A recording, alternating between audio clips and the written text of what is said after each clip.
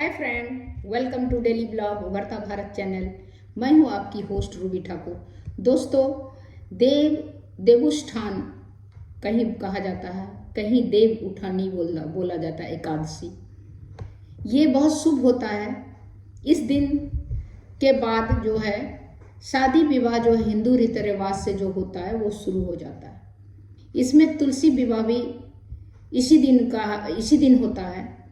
तो इस तरह करके देवोत्थानी एकादशी जो है 2024 देवोत्थानी एकादशी पर जो है तुलसी विवाह और देवोत्थानी का भी एकादशी मनाते हैं और तुलसी विवाह भी इसमें करते हैं। देवोत्थान जो होता है उसमें गन्ने का पूजा होता है, गन्ने का विशेष पूजा हो जाता है। तो इस तरह कर नारद पुराण के हिसाब से कार्तिक शुक्ल पक्ष एकादशी का महत्व बहुत सुंदर बताया गया है। कार्तिक शुक्ल एकादशी का प्रबोधनी करते हैं। उस दिन उपवास और चिर निद्रा में सोए हुए भगवान श्री हरि विष्णु जो है उनको जगाया जाता है। देवोत्थान मतलब देव को उठाने का टाइम है। देवोत्थान एकादशी 11 से शुरू है। 12 नवंबर को 4 बजे तक रहेगा। देवोत्थान एकादशी व्रत नवंबर को रखा जाएगा।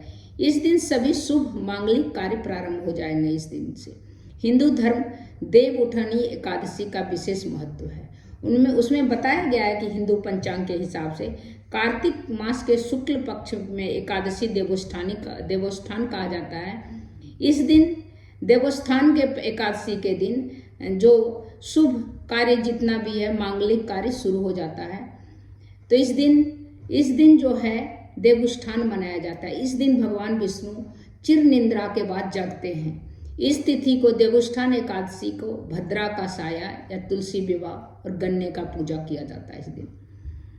इस दिन देवोत्थान के दिन एकादशी अर्थात श्री हरि प्रबोधनी एकादशी व्रत मान सबके लिए 12 नवंबर दिन मंगलवार को एकादशी तिथि का आरंभ 11 नवंबर दिन सोमवार के दिन 2:40 बजे से आरंभ होगा।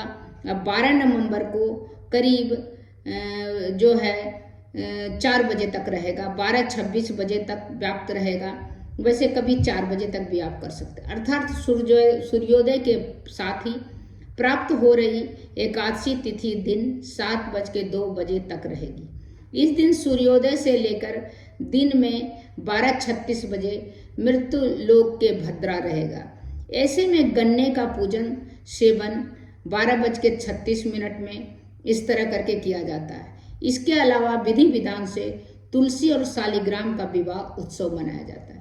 तुलसी जी का विवाह मनाया जाता है। परंपरागत के हिसाब से तुलसी शालिग्राम का विवाह उत्सव इसी दिन मनाया जाएगा।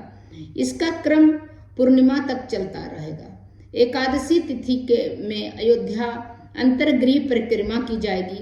इस दिन तुलसी शालिग्राम का विवाह मनाया किया जाएगा। नारद पुराण के कार्तिक शुक्ल पक्ष के एकादशी का महत्व बहुत सुंदर बताया जाता है। कार्तिक शुक्ल पक्ष एकादशी को प्रबोधनी भी कहा जाता है। उस दिन उपवास करने चिर निद्रा में सोए हुए भगवान श्री विष्णु हरि विष्णु भगवान श्री नारायण के गीत आदि मांगलिक उत्सव द्वारा उन्हें जगाया जाता है। उस दिन के बाद ऋवेद यजुर्वेद सामवेद के विविध मंत्र और नाना प्रकार के विधियों द्वारा भगवान विष्णु भगवान नारायण को जगाना परम पुण्यदायक होता है।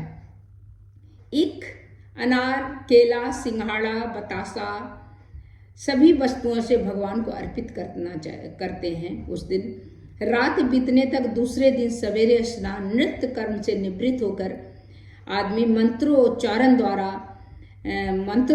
भगवान विष्णु का पूजा करते हैं। ब्राह्मणों को भोजन करा के दक्षिणा दे के संतुष्ट करके विदा करते हैं। इस तरह करके आशीर्वाद लेते हैं। देवोत्थान के दिन ये अनुष्ठान उसमें किया जाता है। हम लोग भी बहुत छोटे थे जब, तो हम लोग कभी गांव में जाते थे तो इस तरह करके देवोत्थान होता था। घर घर जाके हमने देखते थे 4 गन्ने ऐसे करके खड़ा किया जाता था। उसके नीचे जो है पूजा किया जाता था और सभी बच्चे जो है घर घर जाके प्रणाम करते थे अपने बड़े बुजुर्ग को इसके बाद फिर वहाँ भगवान विष्णु को प्रणाम करते थे देवस्थान में, और सब मिलके उनको उठाता था। गन्ने को सब आदमी मिलके जो घर के थे या रिश्तेदार थे सब मिलके उठाता था। तो ये हम लोग को लगता था कोई पूजा है, लेकिन ये देवस्थान वही होता है कि भगवान विष्णु भगवान नारायण को जगाने के लिए मंत्र उच्चारण के द्वारा देव भगवान विष्णु भगवान नारायण को उठाया जाता है। देवोष्ठनी एकादशी के बाद जो है हर जगह शादियों को धूम मच जाता है। इस तरह एकादशी के में अभी आप देखिए कितने जगह शादियों के लिए पूरा बुक रहता है, पंडाल हो, कैटरिंग हो, फूल का हो, अच्छी खासी कमाई हो जाती है। इस दिन के बाद शादी का जो है हर जगह दिल्ली में आप देखिएगा हजारों शादी होने का है, क्योंकि शुभ मुहूर्त जो है देवोष्ठनी के दिन है। तो उस दिन जो है हर जगह हर आदमी का अपना धंधा, जैसे बग्गी वाला का हो, डीजे वाले का हो, किराने वाले का हो, हर का जो है फलेगा फूलेगा। तो ये एकादशी है आम आदमी के ज़िंदगी में भी बहुत खुशहाली लाता है और घर में भी बहुत खुशहाली आता है। इस दिन नारायण भगवान विष्णु को जगाया जाता है मंत्रोच्चारण के द्वारा, सामवेद, ऋग्वेद, अथर्ववेद सभी से। तो इस तरह करके उनको जगाया जाता है ताकि भगवान विष्णु जगे। तो इसके बाद जो है शादी ब्याह का जो है जो भी मांगलिक कार्य है या कोई भी काम आप जो शुभ करना चाहते हैं इस दिन आप कर सकते हैं। इसका शुरुआत हो जाता है, फिर तो होता ही है।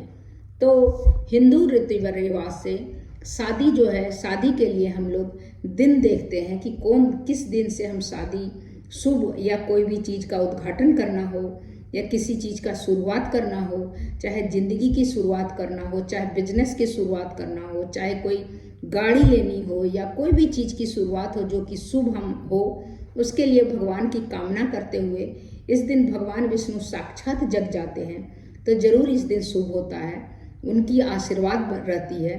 तो इस तरह करके देवोष्ठनी एकादशी जो है बहुत शुभ रहता है। इस दिन कोई भी चीज़ मंगल कार्य अगर करें, मांगलिक कार्य, तो इस दिन आपके लिए बहुत शुभ है। तो इस तरह आप भी करें। या देवोष्ठनी हम लोग को तो बचपन में का याद है, अभी तो हम लोग शहर में आ गए तो नहीं कर पाते हैं, लेकिन ये एकादशी जो है बहुत शुभ है। इसके बाद से जो है सारा मांगलिक कार्य शुरू हो जाता है हिंदू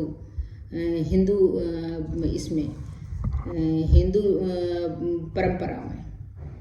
तो तब तक इतना ही, फिर मिलती हूँ अगले इंटरेस्टिंग वीडियो लेकर।